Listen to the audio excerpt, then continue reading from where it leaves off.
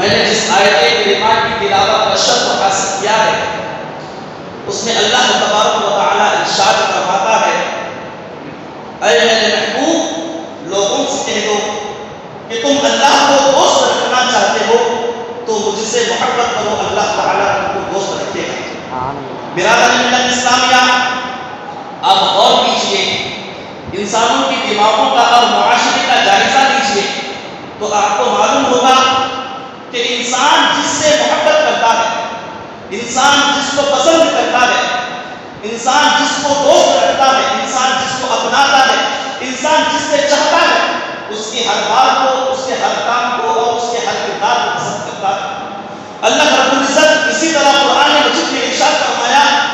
اگر تم مجھ کو اپنانا چاہتے ہو، اگر تم مجھ کو دوست بنانا چاہتے ہو، اگر تم مجھ کو چاہنا چاہتے ہو تو پہلے تم محمد عربی سے محبت کرو۔ تو گویا معلوم ہوا کہ اگر اللہ رب العزت کو دوست بنانا ہے تو محمد عربی سے محبت کرنا ہوگا، اگر اللہ رب العزت کو اپنانا چاہتے ہیں تو نبی کریم صلی اللہ علیہ وسلم کے ہر بات اور ہر کام کو اپنانا ہوگا۔ نبی کریم صلی اللہ علیہ وسلم کا فرمان عائشہ ہے، یہ روایت مشکات شریف میں ہے، نبی کریم صلی اللہ علیہ وسلم ارشاد فرماتے ہیں لا يؤمن احدكم حتى اكون احب اليه من والده وولده والناس اجمعين۔ کوئی بھی مومن اس وقت تک مومن کامل نہیں ہوتا جب تک کہ وہ مجھے اپنے والدین، اپنے ماں باپ، اپنے بال بچے، اپنا گھرانہ اور اپنی دولت سے بڑھ کر مجھ سے محبت نہ کرے۔ یہ نبی کریم صلی اللہ علیہ وسلم کا فرمان ہے، عائشہ ہے۔ کیوں نہ ہم نبی کریم صلی اللہ علیہ وسلم سے محبت کرتے ہیں، نہ محبت کے ساتھ ہم عقیدت بھی نبی کریم صلی اللہ علیہ وسلم سے رکھتے ہیں۔ کہ ایک روایت میں ہے کہ ایک مرتبہ حضرت انس رضی اللہ عنہ سے یہ روایت مروی ہے کہ نبی کریم صلی اللہ علیہ وسلم کے بارگاہ مقدسہ میں ایک شخص حاضر ہوا اور عرض کرنے لگا یا رسول اللہ صلی اللہ علیہ وسلم بھلا بتلاؤ تو صحیح کہ قیامت کب آئے گی۔ اس شخص نے نبی کریم صلی اللہ علیہ وسلم سے سوال کیا اور طلب کیا کہ یا رسول اللہ صلی اللہ علیہ وسلم قیامت کب آئے گی۔ نبی کریم صلی اللہ علیہ وسلم نے اس شخص سے کہا اے شخص کیا تم نے قیامت کی تیاری کر لی ہے، کیا تم نے نمازوں کی ادائیگی کی ہے، کیا تم نے زندگی میں نیکیاں برابر کی ہے؟ تو اس شخص کہتا ہے یا رسول اللہ صلی اللہ علیہ وسلم میں نے اپنی زندگی میں نہ نماز زیادہ پڑھی ہے، نہ میرے پاس روزوں کا حوالہ ہے، نہ میں نے صدقہ کیا ہے، نہ میں نے خیرات کی ہے، لیکن میرے دل میں اللہ اور اس کے رسول کی محبت دنیا کے ہر چیز سے بڑھ کر ہے۔ اللہ اور اس کے رسول کی محبت کے چراغ میرے دل میں روشن ہے۔ ایسا سننا ہی تھا کہ نبی کریم صلی اللہ علیہ وسلم کے ہوٹوں کی ہوٹے مبارک کی خروش ہوئی۔ نبی کریم صلی اللہ علیہ وسلم اس شخص سے فرماتے ہیں اے شخص تم نے اگر تیرے دل میں میرے اور اللہ کی سچی محبت کے چراغ روشن ہے، اگر تیرے دل میں میرے اور اللہ رب العزت کی محبت سچ میں، اگر تیرے دل میں میری محبت ہے تو ضرور جنت میں تم میرے ساتھ رہو۔ اس سے ہم کو کیا معلوم ہوا؟ اس سے ہم کو یہ معلوم ہوا کہ اعمال کا دار و مدار ایمان پر ہے، یہ اعمال کا دار و مدار ایمان پر ہے اور محبت رسول ایمان کی جان ہے۔ اس لیے اس صحابی نے کہہ دیا یا رسول اللہ صلی اللہ علیہ وسلم میرے پاس نیک عمل کچھ نہیں ہے، اگر میرے پاس ہے تو صرف آپ کی محبت اور اللہ رب العزت کی محبت ہے۔ تو اس بات پر نبی کریم صلی اللہ علیہ وسلم نے ارشاد فرما دیے، کیا فرما دیے کہ نبی کریم صلی اللہ علیہ وسلم نے ارشاد فرمایا کہ اگر تم ایسا ہے تو تم میرے ساتھ جنت میں رہو گے۔ اس کا مطلب یہ کہ تمام نیک عمل کا دار و مدار ایمان پر ہے اور محبت رسول کی ایمان کی جان ہے۔ اور اسی طرح ایک اور واقعہ سناتا چلوں کہ ایک مرتبہ کفار قریش اور مسلمانوں کے درمیان لڑائی ہوئی۔ جاتے ہوئے لڑائی کون سی تھی؟ یہ جنگ بدر تھی۔ کون سی تھی؟ جنگ بدر تھی۔ ایک مرتبہ کفار قریش اور مسلمانوں کے درمیان لڑائی ہوئی۔ رسول کائنات کی طرف سے حضرت صدیق اکبر رضی اللہ عنہ آئے تھے اور ابو جہل کی طرف سے صدیق اکبر رضی اللہ عنہ کے لڑکے تھے۔ اللہ اکبر، صدیق اکبر رضی اللہ عنہ رسول کی محبت میں اپنے لڑکے سے لڑائی پر آمدہ ہوئے۔ لڑائی ختم ہو گئی۔ لڑائی کے کچھ دن بعد صدیق اکبر رضی اللہ عنہ کے لڑکے نے اسلام قبول کیا۔ اسلام قبول کرنے کے بعد ایک دن دوران گفتگو اپنے لڑکے سے پوچھتے ہیں، ایک دن دوران گفتگو حضرت صدیق اکبر رضی اللہ عنہ کے فرزند کہتے ہیں ابا حضور لڑائی کے دن میری تلوار آپ کی گردن تک پہنچ چکی تھی، لیکن میں نے آپ کو بات سمجھ کر چھوڑ دیا، لیکن میں نے آپ کو بات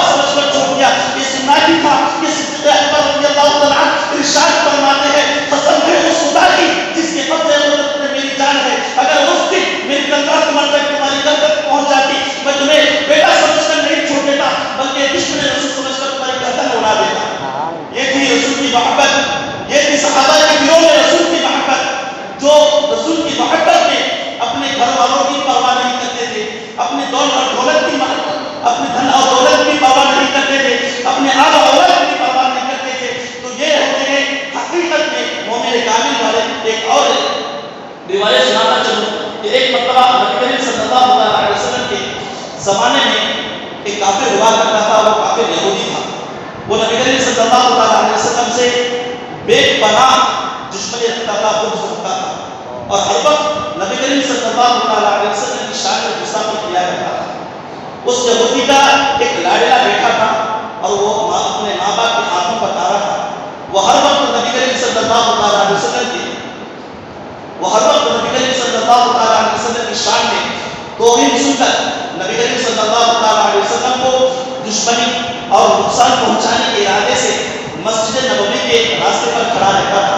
ایک دن ہوا یہ کہ مسجد نبوی کے راستے سے نبی کریم صلی اللہ علیہ وسلم گزر رہے تھے, تشریف فرما رہے تھے. تو اس یہودی نوجوان کی نظر جو کہ نبی کریم صلی اللہ علیہ وسلم کے چہرے اقدس پر پڑی. نبی کریم صلی اللہ علیہ وسلم اس یہودی نوجوان کے چہرے کو دیکھ کر مسکرائے. جیسا کہ مسکرانا تھا, اس یہودی نوجوان کی دل کی دنیا بدل گئی. عداوت کا چراغ بجھ گیا, دشمنی کا چراغ بجھ گیا. اس کے دل سے کفر کا اندھیرا چھٹا رہا. اللہ اور اس رسول کی محبت اس کے دل میں بستی گئی. اللہ اور اس رسول کی محبت کی چراغ اس کے دل میں روشن ہو گیا. عداوت کا چراغ بجھ گیا. اس یہودی نوجوان کو بغیر دیدار مصطفیٰ کے ذرا بھی چل نہیں آتا. ایک مرتبہ ہوا کہ وہ نبی کریم صلی اللہ علیہ وسلم کا بہت بڑا دشمن تھا, مگر جب نورانی چہرے والے کے چہرے کو اس یہودی نوجوان نے دیکھ لیا تو اس کی دل کی دنیا بدل گئی. اس کو بغیر دیدار مصطفیٰ کے ذرا بھی چل نہیں آتا. جب گھر میں سرکار دو عالم صلی اللہ علیہ وسلم کی یاد آتی تو مسجد نبوی کے پاس وہ یہودی نوجوان کچھ بہانہ بنا کر ٹہلنے لگتا. جب ایک بار دیدار مصطفیٰ صلی اللہ علیہ وسلم کے چہرے اقدس کی زیارت کر لیتا تو کسی بیمار کی طرح اپنے گھر واپس لوٹا, کسی کمزور کی طرح واپس لوٹا. اس کی گھر والے اس کے علاج بہت کرائے لیکن کچھ فائدہ حاصل نہیں ہو رہا تھا. وہ یہودی نوجوان, وہ عاشق نوجوان نبی کریم صلی اللہ علیہ وسلم کی محبت میں گرفتار ہو چکا تھا. وہ کمزور ہو گیا, اس کی آواز باریک ہو گئی, اس کے پیر ٹھنڈے ہو گئے. اس یہودی نوجوان کے باپ نے کہا, بیٹا اگر تمہاری کوئی آخری خواہش ہے تو بولو, میں تمہاری آخری خواہش کو, میں تمہاری آخری تمنا کو پوری کروں گا, میں تمہاری ہر خواہش کو پوری کروں گا. بیٹا نے کہا, اس یہودی نوجوان نے کہا, ابا حضور اگر آپ حقیقت میں میرے آخری خواہش کو پورا کرنے کا وعدہ کریں ضرور میں اس خواہش کو پوری کروں گا. ابا حضور میں چند دنوں سے محمد عربی صلی اللہ علیہ وسلم کی محبت میں گرفتار ہو چکا ہوں, لیکن آپ کے خوف سے, لیکن میں یہ آپ کے ڈر سے یہ راز کسی پر ظاہر نہ کر سکا. اب میرا حل یہ ہے کہ نبی کریم صلی اللہ علیہ وسلم کے چہرے کو دیکھے بغیر میں رہ نہیں سکتا, اور میری آخری خواہش یہ ہے کہ ابا حضور اگر آپ وعدے کے سچے ہیں, اگر آپ وعدے کے پکے ہیں تو نبی کریم صلی اللہ علیہ وسلم کی بارگاہ میں جا کر عرض کیجیے, یا رسول اللہ صلی اللہ علیہ وسلم, میرا ایک لوٹا بیٹا عین جوانی کے عالم میں تمہاری محبت میں اس دنیا سے جا رہا ہے, اور اس کی آخری خواہش یہ ہے کہ تم اس کے سرخانے بیٹھ کر اسے کلمہ طیبہ بنا دے اور مسلمان بنا دے اور آخرت کی نجات کا خطبہ سنا دے. بیٹے کی زبان سے یہ الفاظ سننے کے بعد باپ کا چہرہ غصے سے لال ہو گیا اور کرتا بھی تو کیا کر سکتا تھا,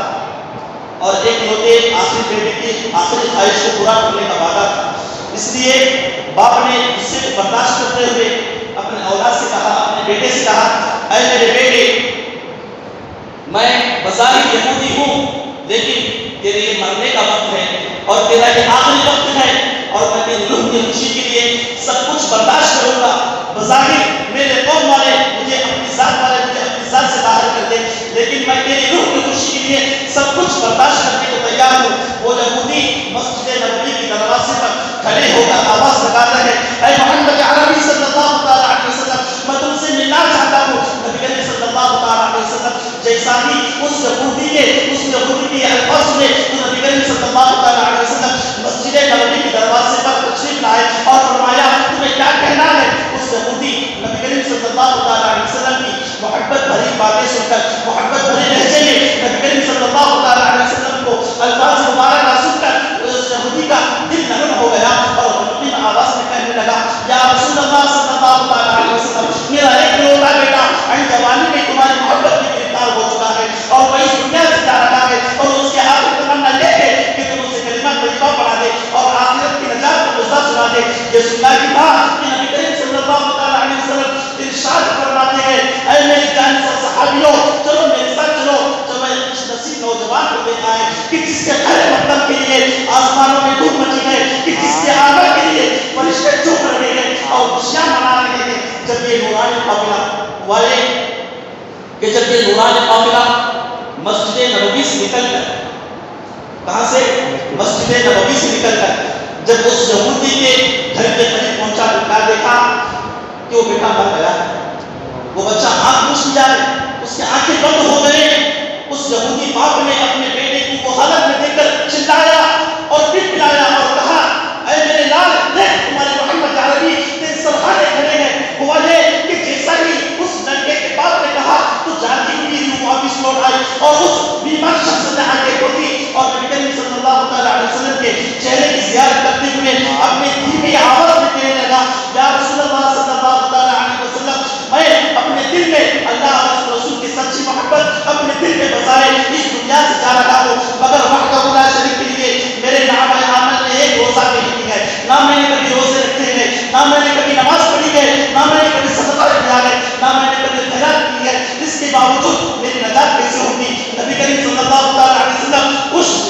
عاشق رسول کو تسلی دیتے ہوئے ارشاد فرماتے ہیں اے شخص اے عاشق رسول سن لے تو کلمہ توحید کا اقرار کر اور اسلام میں داخل ہو جا میں تیری نجات کا ضامن ہوں جیسا کہ سننا تھا وہ عاشق رسول نوجوان نبی کریم صلی اللہ علیہ وسلم کی ضمانت پر اسلام قبول کرتا ہے اور کلمہ توحید کا اقرار کرتا ہے اشهد ان لا اله الا الله واشهد ان محمد رسول اللہ جیسا کہ پڑھنا تھا اس کلمہ طیبہ کے ساتھ اس عاشق رسول کی نوجوان کی روح قبض ہو جاتی ہے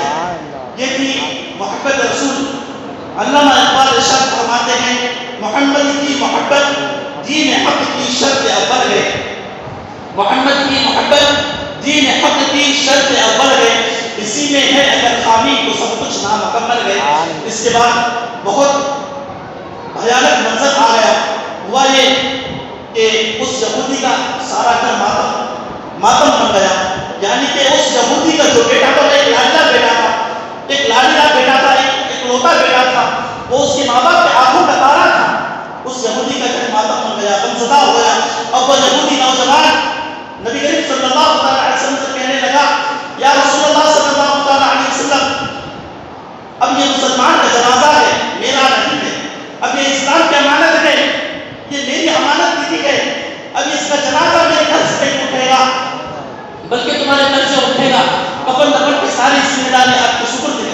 نبی کریم صلی اللہ علیہ وسلم نے اپنے جانثار صحابہ سے کہا کہ اے میرے صحابیوں چلو اس عاشق رسول کا جنازہ اپنے کاندھوں پر اٹھا کر لے چلو اور یہ جنت کے دلہے کا جنازہ ہے یہ جنت کے دلہے کا جنازہ ہے یہ مدینے کی گلیوں سے دھوم دھام کے ساتھ نکالا جائے گا قرب جوار کے سبھی لوگ جمع ہو گئے قرب جوار کے سبھی لوگ مدینہ منورہ میں جمع ہو گئے حتیٰ کہ مدینہ منورہ کی جو گلیاں تھیں وہ گلیاں پوری پھول ہو گئی یعنی کہ ان گلیوں میں جگہ پر رکھنے کی جگہ نہیں رہی اور روایتوں میں آتا ہے کہ جب اس عاشق رسول کا جنازہ جب تیار ہو گیا جب آخری دیدار کے لیے اس عاشق رسول کے چہرے پر سے کفن ہٹایا گیا تو اس عاشق رسول کا چہرہ 14ویں چاند کی طرح چمک رہا تھا اور اس کے ہونٹوں پر مسکراہٹ بھری ہوئی تھی یہ عاشق رسول کا جنازہ خالی ہٹ جانے والا جنازہ نہیں تھا بلکہ اس کے ہاتھ میں نبی کریم صلی اللہ علیہ وسلم کا ضمانت کا اقرار نامہ اس کے ساتھ تھا اور مدینے کی گلیوں میں اتنے لوگ جمع ہو گئے کہ در رکھنے کی جگہ نہیں رہی نبی کریم صلی اللہ علیہ وسلم صرف بندوں کے بل چل رہے تھے کس کے بل چل رہے تھے صرف بندوں کے بل چل رہے تھے سرکار کی ایڑی مبارک زمین پر نہیں لگ رہی تھی یہ سارا ماجرا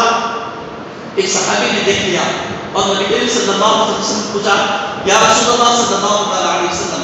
کیا بات ہے آپ کی ایڑی زمین پر نہیں لگ رہی ہے آپ صرف بندوں کے بل چل رہے ہیں تو نبی کریم صلی اللہ علیہ وسلم ارشاد فرماتے ہیں اے میری صحابی سن لے اس عاشق رسول کے جنازے میں آسمان سے اتنی فرشتے کثرت سے زمین پر آئے ہیں اور اس کے نماز جنازہ میں شریک ہیں کہ اس کے وجود کی وجہ سے اپنا پورا بدن زمین پر نہیں رکھ سک رہا ہے یہ عاشق رسول کی کمال تھا اور یہ عاشق رسول کی درجات تھے جو اللہ رب العزت نے اس عاشق رسول کو اتنا بڑا مرتبہ عطا فرمایا یہ نہیں اور اس کے آگے چلتے ہیں جب نبی کریم صلی اللہ علیہ وسلم اس عاشق رسول کے جنازے کی نماز جنازہ پڑھا دینے کے بعد ہوا یہ کہ پھر قبرستان میں اس عاشق رسول کو لے جایا گیا. لے جانے کے بعد نبی کریم صلی اللہ علیہ وسلم خود اپنے ہاتھوں سے اس عاشق رسول کے میت کو قبر میں رکھنے لگے. تو وہاں پر جتنے لوگ تھے سب نے دیکھا کہ اس عاشق رسول کی قبر نور سے جگمگا رہی ہے، نور سے جگمگا رہی ہے. اور اس وقت نبی کریم صلی اللہ علیہ وسلم کو اتنا پسینہ آ رہا تھا، اتنا پسینہ آ رہا تھا کہ جبہ مبارک پسینے کے قطروں سے بھیگ گیا. اور جب حضور نبی کریم صلی اللہ علیہ وسلم جب قبر مبارک سے جب باہر تشریف لائے تو نبی کریم صلی اللہ علیہ وسلم کا چہرہ خوشی سے چمک رہا تھا، خوشی سے چمک رہا تھا. یہ سارا ماجرا صحابہ کرام نے دیکھ لیا اور نبی کریم صلی اللہ علیہ وسلم سے پوچھے یا رسول اللہ صلی اللہ علیہ وسلم کیا بات ہے، آپ بہت مسکرا رہے ہیں، آپ بہت خوش نظر آ رہے ہیں، آپ کا چہرہ بہت چمک رہا ہے، آپ کا چہرہ بہت چمک رہا ہے، آخر بات کیا ہے؟ تو نبی کریم صلی اللہ علیہ وسلم ارشاد فرماتے ہیں اے میرے صحابیوں گواہ ہو جاؤ جب یہ نوجوان مجھ سے جنت کی ضمانت لے رہا تھا تو قرآن جنت نے کیا اس کی آواز سن لی اور وہ پہلے ہی سے جنت کی خوشبو اور جنتی لباس لے کر قبر پر پہلے ہی سے حاضر تھی اور قرآن جنت کے حضور کی وجہ سے میں پسینہ ہو گیا اور وہ جنت کی دلہن کو لینے کے لیے آئے ہیں. جیسا کہ سننا تھا کہ تمام صحابہ بول اٹھے کہ عشق مصطفیٰ نے ایک ایسے نوجوان کو جو زندگی میں ایک بھی نماز نہیں ادا کی، جو زندگی میں ایک بھی روزہ نہیں کیا، جو زندگی میں وحدہ لا شریک کے لیے ایک بھی سجدہ نہیں کیا، ایسے نوجوان کو اللہ رب العزت نے اتنے بڑے مقام پر پہنچا دیا. تو اعلیٰ حضرت عظیم البرکت مجدد دین و ملت الشاہ امام احمد رضا صاحب فاضل بریلوی فرماتے ہیں کروں تیرے جان پہ نام فدا، کروں تیرے نام پہ جان فدا، نہ بسے کو جان تو جہاں فدا، تو جہاں سے بھی میری جی بھرا تو اٹھا کروڑوں جہاں ہے. محترم صاحب کرام، اسی طرح یہ تھی محمد رسول کی سیرت. اور ایک اور واقعہ ہے، یہ واقعہ بڑے بڑے کتابوں میں درج ہے اور یہ واقعہ حدیث مبارکہ میں سنہری الفاظ میں لکھا گیا ہے. اس میں سنہری الفاظ میں لکھا گیا ہے اور ابن ماجہ اور ابو نسائی، ابو داؤد وغیرہ جو بڑے بڑے کتابیں ہیں ان کتابوں میں یہ واقعہ مذکور ہے کہ حضرت سعد کیا ہے، حضرت سعد مدینہ منورہ کے بہت بڑے صحابی تھے. حضرت سعد ان کا رنگ تھا کالا،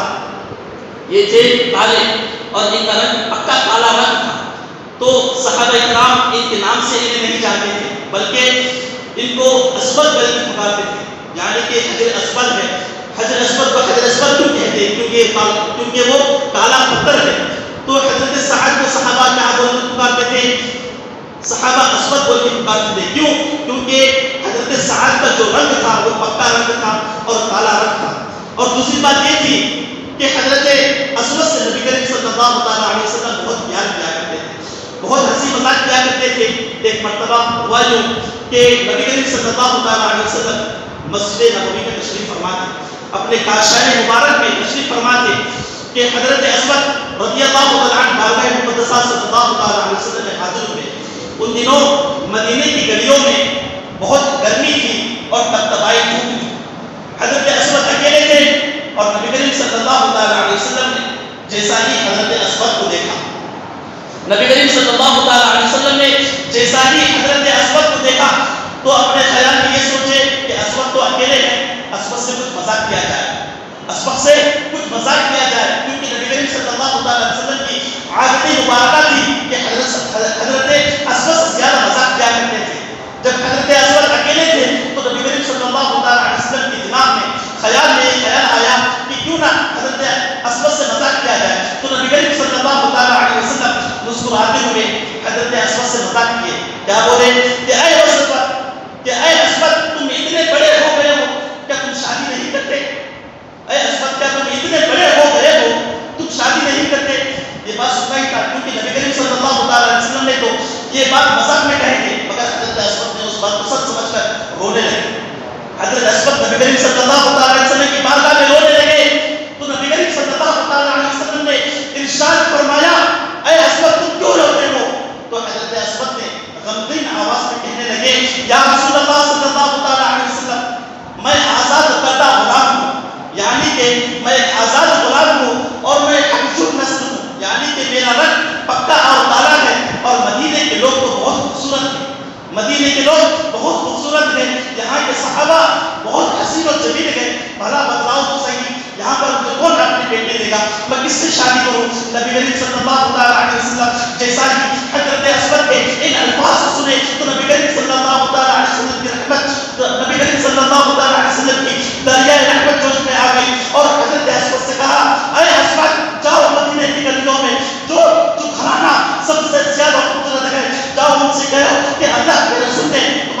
رشتہ بیٹا ہے، اگر وہ راضی ہو جائے پھر مجھ سے آ کر کہنا میں تمہارا نکاح پڑھاؤں گا۔ حضرت اسود خوش ہو گئے کہ میری شادی ہونے والی ہے، میں ایک ہوں کالا اور میرا رنگ پکا ہے، اور وہ بھی انصار صحابہ مدینہ منورہ میں انصار صحابہ بہت مشہور تھے اور ان کا گھرانہ بہت خوبصورت ہوا کرتا تھا۔ حضرت اسود رضی اللہ تعالیٰ عنہ نبی کریم صلی اللہ تعالیٰ علیہ وسلم کی اس فرمان کو سن کر مدینے میں ایک انصاری صحابی کے گھر پر پہنچ گئے۔ پہنچنے کے بعد اس گھر پر دستک کی تو اندر سے آواز آئی کون ہے؟ تو حضرت اسود نے کہا میں اسود۔ تو حضرت انصاری صحابی کی جو بیٹی تھی وہ خوبصورت نہایت ہی خوبصورت تھی، حسین و جمیل تھی، متقی پرہیزگار تھی اور اپنے ماں باپ کی ایک لوٹی اور لاڈلی بیٹی تھی۔ وہ حضرت اسود کی آواز سن کر ڈر گئی اور انصاری صحابی یعنی کہ ان کے والد کے پیٹ کے پیچھے چھپ گئی۔ اصل میں ہوتا یہ تھا کہ مدینہ منورہ میں اس زمانے میں دوپہر کے وقت کوئی صحابی کسی صحابی کے گھر پر نہیں جاتا تھا۔ اس کی وجہ یہ تھی کہ مدینہ منورہ میں گرمی زیادہ ہوا کرتی تھی اور تباہی دھوپ تھی اور تمام صحابہ کرام بعد نماز ظہر سو جایا کرتے تھے، تجربہ کیا کرتے تھے، دوپہر میں سوتے تھے اور رات بھر وہ لوگ عبادت کیا کرتے تھے۔ ان کی راتیں مسلح پر گزارا ہوا کرتی تھی، ان کی ہر رات شب برات تھی۔ لیکن ہمارا حال یہ ہے کہ ہم راتوں پر جاگتے ہیں اور دن میں قضا اور صبح کی فجر کی نماز قضا کرتے ہیں۔ خیر یہ بات الگ ہے، بات تو نکل گئی۔ اس نے کہا حضرت اسود رضی اللہ تعالیٰ عنہ نے اس انصاری صحابی کے گھر پر دستک تو اندر سے آواز آئی کون ہے؟ حضرت اسود نے کہا میں اسود۔ تو وہ لڑکی اپنے باپ کے پیچھے جا کر چھپ گئی۔ اس کے والد صاحب نے یعنی کہ انصاری صحابی نے گھر کا دروازہ کھولا اور حضرت اسود سے کہا اے اسود بتاؤ کیا بات ہے؟ حضرت اسود نے کہا یا اے انصاری صحابی مجھے اللہ کے رسول نے آپ کے گھر پر بھیجا ہے، مجھے اللہ کے رسول نے آپ کے گھر پر بھیجا ہے۔ وہ انصاری صحابی کہتے ہیں ہاں اسود بتاؤ بات کیا ہے؟ وہ حضرت اسود کہتے ہیں مجھے اللہ کے رسول نے آپ کے گھر پر بھیجا ہے۔ پھر انصاری صحابی تیسری مرتبہ کہتے ہیں ہاں اسود بتاؤ تو صحیح، ہاں آپ کو اللہ کے رسول نے بھیجا ہے، بتاؤ تو صحیح بات کیا ہے؟ حضرت اسود کہتے ہیں رشتے کے لیے، حضرت اسود کہتے ہیں رشتے کے لیے۔ اب انصاری صحابی جھوم اٹھے، خوش ہو گئے کہ سرکار نے میری بیٹی سے شادی کرنا ہے۔ حالانکہ حضرت اس انصاری صحابی کو یہ نہیں معلوم کہ حضرت اسود کے رشتہ ہے، وہ صرف یہ سمجھے کہ رشتہ بولنے کی وجہ سے حضرت انصاری صحابی یہ سمجھے کہ رشتہ میری بیٹی کے لیے۔ وہ بہت خوش ہو گئے، میری بیٹی امہات بنے گی، میری بیٹی امہات المؤمنین بنے گی، میری بیٹی نبی کریم صلی اللہ تعالیٰ علیہ وسلم کی بیوی بنے گی، میری بیٹی نبی کریم صلی اللہ تعالیٰ علیہ وسلم کی زوجہ بنے گی۔ یہ سمجھ کر بہت خوش ہو گئے۔ پھر بعد میں وجہ پوچھی کہ اسود رشتہ کس کے لیے ہے؟ حضرت اسود نے کہا رشتہ میرے لیے۔ اللہ اکبر! ان کے دل پر کیا گزری ہوگی، اتنی خوبصورت حسین و جمیل بیٹی، اتنی لاڈلی بیٹی، وہ بھی خمشی غلام سے، وہ بھی حضرت اسود سے۔ انصاری صحابی سوچنے لگے کہ میں اپنے بیٹی کو کیسا کہوں کہ میری بیٹی تو نہایت خوبصورت ہے اور متقی پرہیزگار ہے اور یہ حضرت اسود کا رنگ کو پکا ہے، میں اپنے بیٹی کو کیسا سمجھاؤں؟ گویا کہ یہ اپنے دل و دماغ میں الفاظ ڈھونڈ رہے تھے کہ پیچھے سے نرم اور نازک والا ہاتھ اپنے باپ کے کھانے کو دبوچتا ہے اور کہتا ہے ابا حضور نام مت کہنا، جلدی سے کھا لینا، کیونکہ کسی کا رشتہ کسی کے بعد طے کرتا ہے، کسی کا رشتہ کسی کا جگہ طے کرتا ہے۔ لیکن میری مقدر یہ ہے کہ میرا رشتہ اللہ کے رسول نے طے کیا ہے، میرا رشتہ اللہ کے رسول نے طے کیا ہے، یہ قیمت کا سودا ہے، اسے نام ہے کہنا، اس کو جلد جلد ہاں کہنا۔ اس انصاری صحابی کہتے ہیں ہاں مجھے یہ رشتہ منظور ہے۔ حضرت اسود خوشی کے مارے سما نہیں پا رہے تھے۔ وہ نبی کریم صلی اللہ علیہ وسلم کے بارگاہ میں تشریف لے جاتے ہیں اور عرض کرتے ہیں یا رسول اللہ صلی اللہ علیہ وسلم، اس انصاری صحابی نے میرے لیے اپنی بیٹی دینا راضی ہو گئے ہیں، وہ اپنی بیٹی کو میرے لیے دینا راضی ہو گئے ہیں۔ تو نبی کریم صلی اللہ علیہ وسلم کے سامنے کچھ رقم رکھے ہوئے تھے، وہ رقم اٹھائے اور حضرت اسود کی جھولی میں ڈال دیے اور کہا اے اسود جاؤ ان رقم سے کچھ اپنی شادی کی تیاری کر دو، کچھ اپنے کپڑے خریدو، اپنے نئے کپڑے خریدو تاکہ تمہاری شادی ہو سکے۔ حضرت اسود نے نبی کریم صلی اللہ علیہ وسلم کے اس رقم کو لے کر بازار جاتے ہیں۔ بازار جانے کے بعد ایک دکاندار سے کہتے ہیں اے دکاندار یہ رقم لے لو، اس کے بدلے مجھے کچھ نئے کپڑے دے دو۔ نئے کپڑے لینے کے بعد حضرت اسود رضی اللہ تعالیٰ عنہ جو بھی وہ نئے کپڑے لیتے ہیں، کپڑے لینے کے بعد ایک اعلان کرنے والا اعلان کرتا ہے کہ اللہ کے رسول کا حکم ہے، یہ اللہ اللہ کے رسول نے حکم دیا ہے کہ میدان بدر میں کفار جنگ کے لیے آ چکے ہیں، کفار جنگ کے لیے تیار ہیں، کہ اللہ رب العزت کے حکم کے مطابق سب لوگ جنگ کے لیے تیاری کرو، سب لوگ اپنے دکانیں بند کرو، اللہ رب العزت کے حکم سے سب لوگ جنگ کے لیے تیاری کرو۔ حضرت اسود کہتے ہیں دکاندار سے، اے دکاندار والے ایک مجھ پر چھوٹی مہربانی کرو، کیا کرو کہ ابھی میں نے جو کپڑے خریدے ہیں ان کپڑوں کو واپس دے دو اور میرے رقم مجھے واپس دے دو۔ اس دکاندار وہ کپڑے واپس لے لیتا ہے اور حضرت کے رقم حضرت کو واپس دیتا ہے۔ حضرت اسود اس رقم کو لے کے تلوار، نیزہ اور ڈھال خریدتے ہیں۔ خریدنے کے بعد نبی کریم صلی اللہ علیہ وسلم کو بغیر بولے جنگ میں شامل ہو جاتے ہیں۔ اس خیال سے جنگ میں شامل ہوتے ہیں کہ اگر میں نبی کریم صلی اللہ علیہ وسلم سے جا کر کہوں کہ یا رسول اللہ صلی اللہ علیہ وسلم میں بھی آپ کے ساتھ جنگ میں آنا چاہتا ہوں، میں بھی آپ کے ساتھ جنگ میں شریک ہونا چاہتا ہوں، میں بھی کفار کے ساتھ لڑ کر شہید ہونا چاہتا ہوں، تو نبی کریم صلی اللہ علیہ وسلم فرمائیں گے کہ اے اسود تمہاری برسوں والی خواہش پوری ہونے والی ہے، تمہاری شادی ہونے والی ہے، تم دلہے بننے والے ہو، آج تمہاری شادی ہے، غزوات تو قیامت تک ہوتے رہیں گے، جنگیں تو قیامت تک ہوتے رہیں گے، تم کسی جنگ میں شامل ہو جانا، لیکن اب تمہاری شادی ہے۔ یہ حضرت اسود سوچ کر کہنے لگے، اپنے دل میں یہ کہنے لگے، تو نبی کریم صلی اللہ علیہ وسلم نے ہمارے لیے سب کچھ قربان کر دیا، لیکن ہم کل بھی تو کیا کر سکتے ہیں اپنی جان کے سوا۔ تو حضرت اسود رضی اللہ عنہ نے یہ سوچ کر جنگ میں شامل ہو گئے اور شہید ہو گئے۔ شہید ہونے کے بعد ہوا یہ کہ جنگ احد میں 70 صحابہ شہید ہوئے، جس میں سید الشہداء حضرت امیر حمزہ رضی اللہ عنہ شہید ہوئے، حضرت شمعہ شہید ہوئے، حضرت اسود شہید ہوئے۔ جنگ ہونے کے بعد تمام صحابہ کرام جنگ احد کے میدان میں تمام صحابہ جو شہداء تھے، شہداء کے مزارات کو،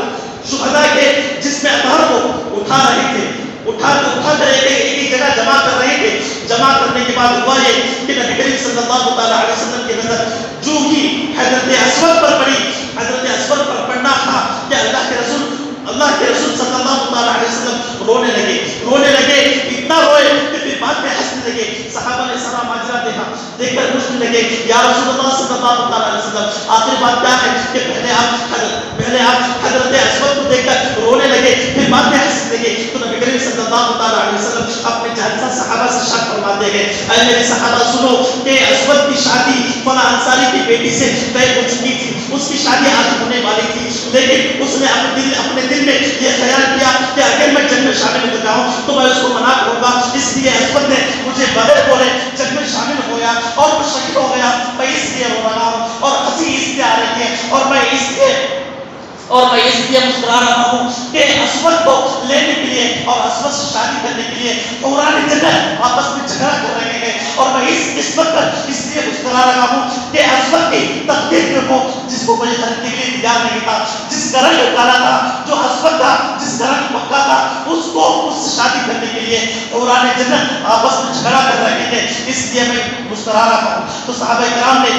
اس وقت بھی مسکرائے اور کہے کہ عشق مصطفیٰ نے ایک ایسے نوجوان کو جو اپنی زندگی میں شادی کرنا چاہتا تھا مگر اللہ رب العزت کی اطاعت کے مطابق اس نے شادی کو ترک کر دیا، مگر نبی کریم صلی اللہ علیہ وسلم کے فرمان پر چلتا رہا اور شہید ہو گیا۔ تو مومنوں ہم کو بھی چاہیے کہ نبی کریم صلی اللہ علیہ وسلم سے سچی محبت کریں، لیکن ہمارا حال یہ ہے کہ ہم تو نعرے لگاتے ہیں، ہم تو نعرے رسالت کی صدائیں بلند کرتے ہیں، مگر ہم نبی کریم صلی اللہ علیہ وسلم سے سچی محبت کا دعویٰ کرتے ہیں، مگر حال یہ کہ نماز کا جب وقت آتا ہے لوگ نمازوں سے دور ہو جاتے ہیں، جب داڑھی مبارکہ کے وقت آتا ہے تو داڑھی سے دور ہو جاتے ہیں۔ سنو مومنو، جو انسان نبی کریم صلی اللہ علیہ وسلم کا سچا محبت کرنے والا مومن ہوتا ہے وہ کبھی نماز سے ترک نہیں کرتا، وہ کبھی داڑھی مبارک کو کاٹتا نہیں۔ میرا کہنے کا مطلب داڑھی کے بارے میں آج میرا موضوع نہیں، مگر محبت رسول کے بارے میں میرا آج موضوع تھا، تو بات نکلی اس نے کہہ دیا کہ پہلے کے صحابہ جو تھے وہ محبت رسول اس طرح کرتے تھے، مگر ہمارے آج کی محبت کچھ کام کی نہیں۔ تو کہنے کا مطلب یہ ہے کہ نبی کریم صلی اللہ علیہ وسلم سے اپنی زندگی میں سچی اور کی محبت کرے، اور اپنی زندگی تک ختم تک جتنا بھی زندگی اللہ رب العزت نے ہم کو دیا ہے ان دنوں میں نماز پنجگانہ ادا کرتے رہے۔ نبی کریم صلی اللہ علیہ وسلم سے کثرت سے محبت کرے، کثرت سے درود شریف پڑھتے رہیں اور اپنی زندگی گزاریں. تو رب العالمین سے دعا ہے کہ جو کچھ کہا گیا ہے اس پر مجھے اور آپ کو صدق دل سے عمل کرنے کی توفیق عطا فرمائے. کہنے سے زیادہ اس پر عمل کرنے کی توفیق عطا فرمائے. نبی صلی اللہ تعالی علیہ وسلم کے سچے غلاموں میں ہمارا نام بھی درج کر دیا جائے. وآخر دعوانا الحمدللہ رب العالمین. باشد تو وقت میں دیا ہے جو حضرت سنت نہیں پڑھے اس